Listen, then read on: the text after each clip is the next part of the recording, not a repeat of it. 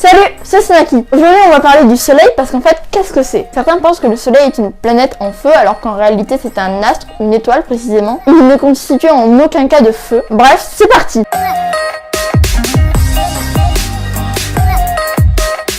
Le soleil, c'est l'étoile la plus proche de nous et son étude elle est extrêmement sérieuse parce que grâce à lui, on en connaît plus sur les étoiles en général. Il fait 1 392 000 km de diamètre, soit environ une centaine de fois la Terre. Alors comme je suis partie dans la partie chiffres, la température du soleil à sa surface est de 6000 degrés. Alors qu'à son noyau, elle est juste à 15 millions de degrés. Mais qu'est-ce qui brûle? Qu'est-ce qui le constitue? Par quoi a été créée la chaleur? Du feu? Du gaz?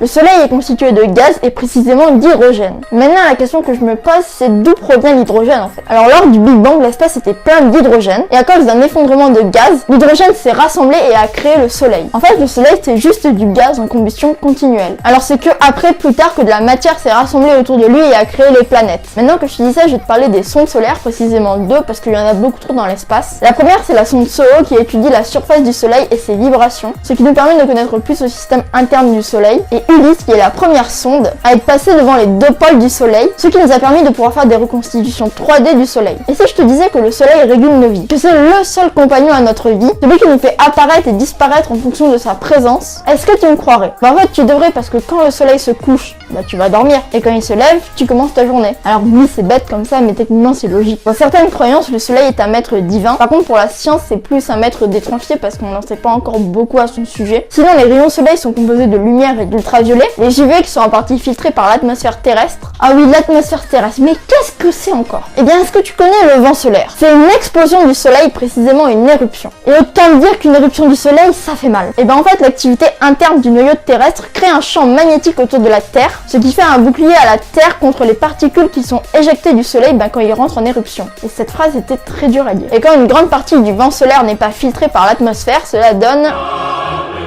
les aurores boréales. Alors oui, juste comme ça, pour info, le noyau de Mars est inactif, ce qui fait qu'il ne peut pas créer d'atmosphère autour de Mars et rend justement la planète vulnérable au vent solaire. Et si ça se trouve, la population martienne a été détruite par le vent solaire, comme Mars n'a pas d'atmosphère. Voilà, cette vidéo est maintenant terminée. Le sujet du soleil, c'est beaucoup trop intéressant et beaucoup trop long à traiter, c'est pour ça que j'ai dû sélectionner quelques parties, parce qu'une passion délaissée ne peut pas être une passion sans intérêt. Bref, merci d'avoir visionné, j'espère que tu as aimé et que tu reviendras plus tard voir de nouvelles vidéos. C'était Snacky, salut!